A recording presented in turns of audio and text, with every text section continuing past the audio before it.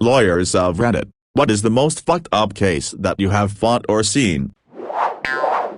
Guy made a porno starring himself and his own 8-year-old daughter, confessed everything in a randomized interview, screamed at me because the best deal I could get him was out by his 70s. I hope he dies before his release date. Just curious, how do you defend absolutely awful people like these in court? I'm not being judgmental towards you. You're simply doing your job, and a part of being a lawyer is sometimes dealing with clients like these. I'm just wondering how you manage to keep your head on straight and not strangle these clients long enough to defend them legally. Represented a painter getting sued on a construction defect job. The painter was hired to paint building 2 and 3. He showed up for work, performed the work, and on his way home got into a terrible car accident, leaving him paralyzed from the neck down. He was sued several years later for water intrusion defects related to building 7-9, which he didn't work on. Felt terrible for the guy.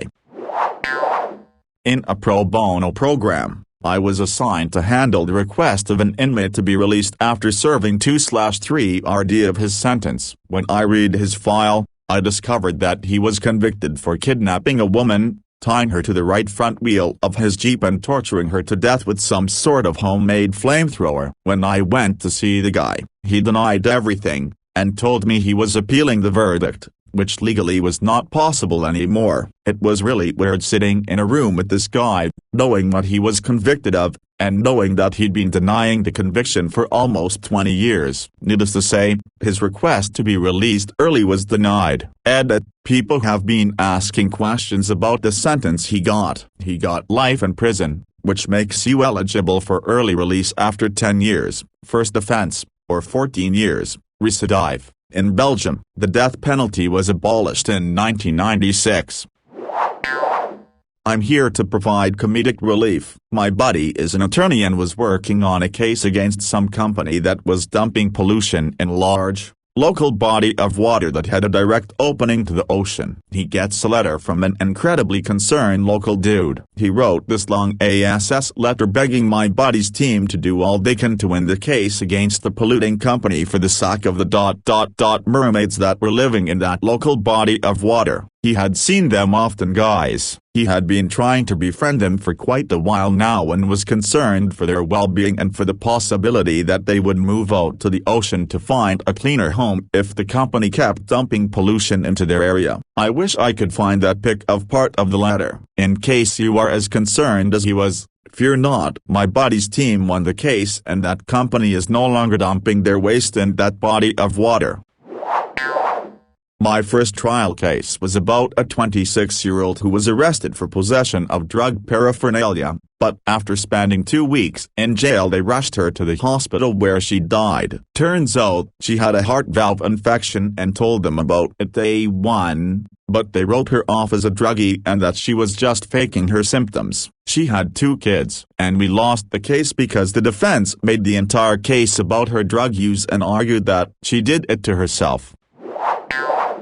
I got jury duty once. For context, I am a parent with young daughters. Guy was accused of raping an 11-year-old girl multiple times. I am not proud of myself, but after several days I just told the judge that I didn't think it could be impartial and asked if I could be reassigned to literally any other crime or civil matter. I was excused. Also, when I came home and found out that the sitter hadn't locked the back door, I kinda freaked out and told her to keep all doors locked and her cell charged to call 911, also to start carrying pepper spray. That whole incident broke me for a while. Literally any other matter would have been fine for me, not that. A woman was alone with her baby after her husband got deployed. This was not long after the baby was born. Then the baby passed away, and the body had some strange bruising. The mother insisted the baby crawled out of her sight and fell down the stairs. The case ultimately got reassigned from her office, and the mother was pissed. She told the primary lawyer on the case that she had indeed killed the baby. She basically bragged about it, and she had zero remorse at all. Seeing the infant's autopsy photos was absolutely horrific.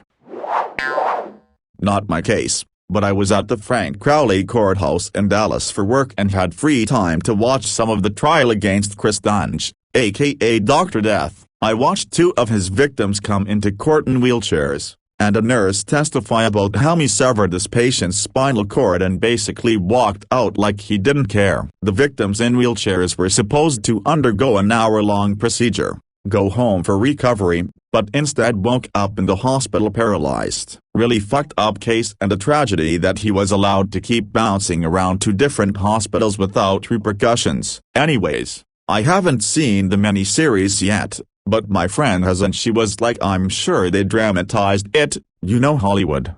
I honestly don't think you can dramatize that, at least based on the testimony I saw. They might have a little, maybe. I haven't watched it. There's a good 6-episode podcast about it I listened to earlier this year about it. Here's the first episode on YouTube. It's pretty terrible. He was nowhere near qualified to operate, only 100 hours logged in surgery during his residency when it should have been thousands. And he just didn't give a shit. To be honest though, it's the hospital's administration and the medical board who bear the brunt of the blame for failing to get him out of the OR by allowing him to resign after these fucked up surgeries instead of firing him, thereby not having to deal with the paperwork of reporting him to the databank, and the board refusing to revoke or even suspend his license after multiple complaints. It's a really fucked up case. I feel so bad for all the people he's harmed. But the scary thing is there's no real reason something like this can't happen again. This case scares the shit out of me. In the last 2 years I've developed chronic illness and needed 3 of those hour-and-done procedures in the last 8 months. I'm always so aware of how fucking vulnerable you are, handing your life over to some people you've never met before, and you just hope they're good people, who are good at their jobs. A nurse is rude to you at pre-op and you know that in 20 minutes she'll be one of the ones monitoring your heart rate, breathing, pulling out a scalpel, this tube there, that one here, and yeah, you just hope none of them wanna hurt you today. Not my case, but I was sat in chambers waiting to be heard when it came before the judge. A reasonably successful businessman had died, leaving a will in which he left all his business assets to his wife, on the condition that she destroy everything, inventory, parts, records, office equipment, all of it. If she refused, everything was to be given to the Hemlock Society, an organization in the States somewhere that advocates for the assisted suicide. Shortly after making the will, he committed suicide, having arranged for his death to be video recorded and the recording to be emailed to his wife and kids automatically. The lawyer didn't say what the method of suicide was, but did say that it was traumatic for all who received the video. Unsurprisingly, the lawyer sought, and received, a consent order to amend the will to delete the destruction condition. He had the agreement of the Hemlock Society, which wanted nothing to do with a donation. Understand those conditions. I work for one. We represented a family who tried to ruin a teenage boy's life. They fabricated police reports, falsely claimed he stole expensive electronics from them, and took their claims to the very uninterested school the boy attended. When cops tried to investigate, the family evaded the investigator and lied to him. Why do all this? The family's son was crushing on a girl they were hosting in their home. She chose to date the boy in question over the son. All 3 kids were classmates. The boy got a hefty settlement from the family. This case was outside our typical areas of practice, but they came from a friend of the attorney. Not a lawyer, but used to work in a law firm. One attorney told me about a case he was trying where the defendant was up for animal abuse charges. What did he do? Well, he and his wife were going through a nasty divorce and he had moved out and started living with a friend. One weekend, he knew his wife and kids were away, so he got hammered and decided to go fuck up the house. This dude totally trashed it. But the worst part, he took his kid's new kitten and placed it in the microwave and turned it on. He left it there for them to find. Fucking disgusting psycho. This legit made me angry and sad. A family member of one of my friends recently had her dog shot for no reason. The dog, which is not violent, was in her secured backyard. She went down the street to a local shop quickly, gone maybe 20 minutes, comes home to another neighbor freaking out and runs to her to tell her what happened. Apparently her asshole neighbor was getting drunk in his backyard, and just decided he wanted to shoot the dog over the fence. The other neighbor that ran to her had witnessed it. They got the dog to the vet, but they could not save him. Asshole who shot the dog ended up pleading guilty. No prison but has got community service and can no longer own firearms. Weak as hell outcome if you ask me.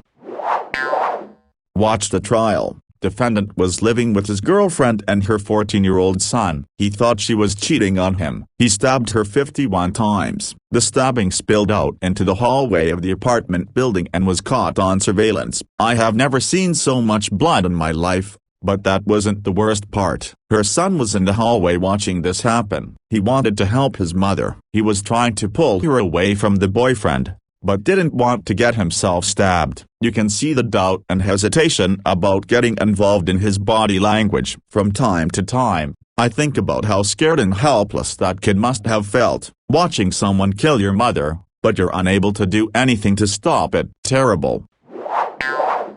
The summer after my first year of law school, I interned at the public defender's office. I went to meet a new client who was accused of rape. Within 20 seconds of meeting the man, he told he was not guilty and had proof. His proof was I tried to rape her but was too high on meth to get an erection. Needless to say, we didn't go with that defense and my internship ended before we went to trial. Not a lawyer, but watched the Amazon Prime movie yesterday about the Las Vegas shooting that killed 58 in 2017. MGM sued the victims, and their children, to try and get out of any liability, stating amongst other things that the victims could have run away faster, etc. There's lots more going on, like the judge who signed off the eventual settlement is the daughter of MGM VP. Truly shocking. https://www.theguardian.com/news/2018/July/18/Las Vegas shooting hotel sues survivors to avoid liability. https://b/the1ds1cz4 trailer for the documentary.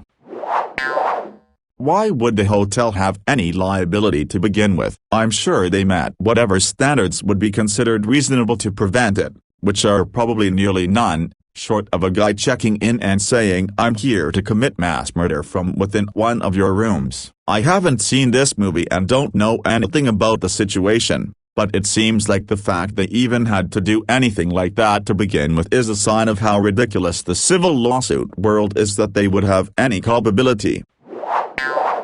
Not a lawyer. I once had a 65-year-old guy try to sue me when I was 12 years old because I set up his modem while he was in town. Then he moved and continued to use the internet. He racked up an $800 long-distance bill and tried to sue me, a 12-year-old, over it. He continued to harass me for months, leaving messages on my answering machine, and ended up singing "Green Acres is the place to be" and yelling, "I'm going to get you." We saved all of it in case he actually went through. The lawsuit never made it to court.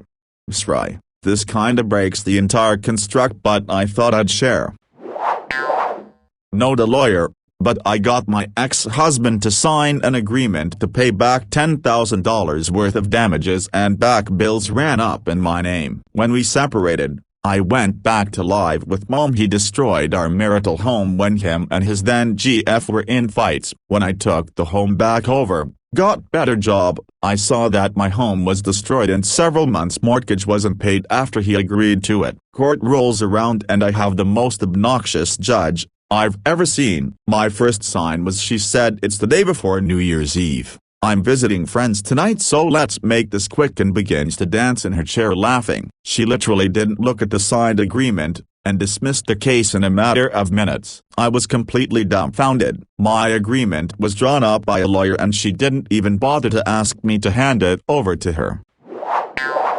After we were dismissed, my ex-husband remarks, "That's good, cause today is my birthday," which oddly it was. She started joking with him on the way out. Not only did my mouth drop, but more than one person came up to me, and they're strangers, one lawyer, and said this was the worst display of behavior they ever seen by a judge. She didn't let me or my husband speak. I was a divorced single parent with $10,000 in back bills, and the home destroyed. my children's bedroom furniture. Their toys were busted up. I waited months to get to this case. I had everything prepared. I sought a lawyer with what little money I had and felt entirely cheated.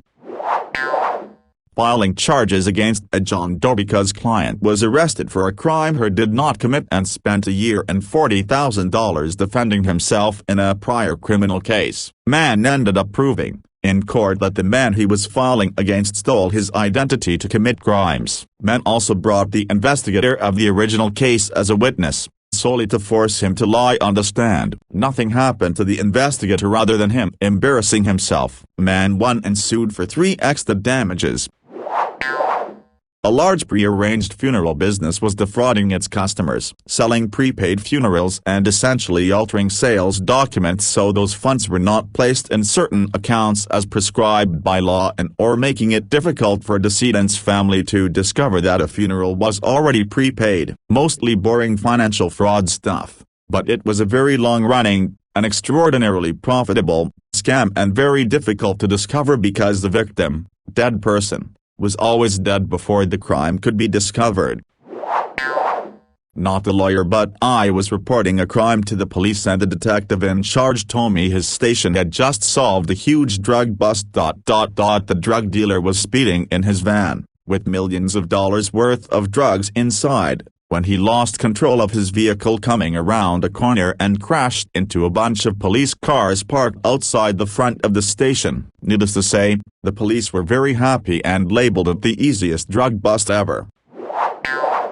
Not me, but a good friend is an attorney. He used to practice criminal law, but one case made him move to a state law. It was a drink driving hit and run. The driver didn't kill the person he hit but threw him into the roadway where another car ran over him, killing him. In the evidence photos was one with clear tire marks over the victim's chest. He said it was too much to deal with defending that and he changed legal specialties because of it.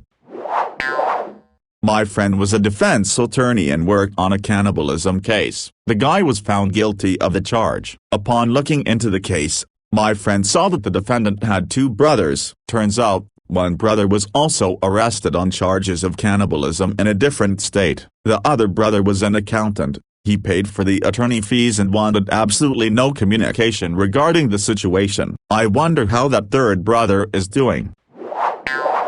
Sometimes the crime is so stupid and dangerous that it is its own punishment. Here's a story I wrote 2 years ago about some bank robbers who were saved by the police. I was just coming on board with the DA's office, and this is the first case that landed in my lap. For me at least, it was an education in just how far afield of sanity one can fly on cocaine. In 1983, I was the deputy DA for 2.5 counties in a 6-county judicial district in the rural West. I had an office that included only me and a secretary in a storefront in one of the county seats. The town was also a ski town. So yeah, some drugs. My first time in court was a pre-trial hearing for some bank robbers. They weren't exactly professionals. They were, in fact, restaurateurs who had a typical ski town experience. They opened up a nifty restaurant, which was immediately successful. They worked like dogs, seldom saw their families, built the business into a money-making machine, and when they finally had it all up and running smoothly, they decided to celebrate some. At first, there was plenty of money for coke. Work, work, work, party, party, party, ski, ski, ski. Seemed like it would last forever. It didn't. Had to cut back on the restaurant because money for coke had a higher priority. Finally, they arrived at a place where none of the pending bills could be paid, if more coke was to be purchased. This was unacceptable, so they decided to rob a bank. The bank in question had been previously, in the last century, stuck up by Butch Cassidy and the Hole-in-the-Wall gang. So maybe that was the inspiration. The bank was proud of that robbery. It was a local bank, with a big vault, and a 2-ton roundish safe on rollers that they kept in the lobby because it was pretty neat. Our restaurateurs didn't want to do something so dangerous as barge into the bank and steal money face to face. Instead, they rented the office next door to the bank. They were going to tunnel in, which they did, got all the way under the foundation of their building, under the foundation of the bank, and finally tunneled right under the vault. People in the bank reported funny noises. Eventually the local marshals began sniffing around. Good thing, too, our boys had reached the floor of the vault, and were appalled to find rebar in the concrete. What to do? Rebar cutting torch. That's the ticket.